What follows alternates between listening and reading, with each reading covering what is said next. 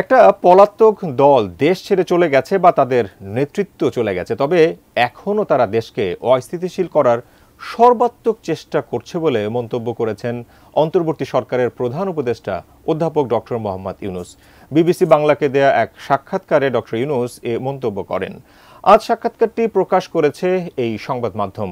আওয়ামী লীগ দেশকে ধ্বংসস্তূপে পরিণত করে গেছে বলে মন্তব্য করেন তিনি বলেন, সরকার যখন গঠন হলো তখন কোনো জিনিসই ঠিকমতো কাজ করছিল না, তবে সেই অবস্থার উত্তরণ হয়েছে জানিয়ে ডক্টর ইউনূস বলেন যে ধ্বংসাবশেষ থেকে এসেছিলাম, এর নতুন চেহারায় আসছে।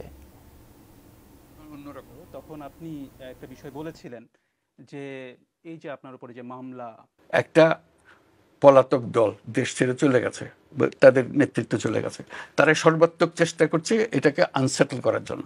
এটা তো সবসময় থ্রেট আছে, প্রতিক্ষণই আছে, প্রতি জায়গাতেই আছে। তারা মাঝে মাঝে ঘোষণা করছে, বক্তৃতা দিচ্ছে, অ্যাড্রেস করছে, আমরা সবাই শুনছি, মানুষ উত্তেজিত হচ্ছে।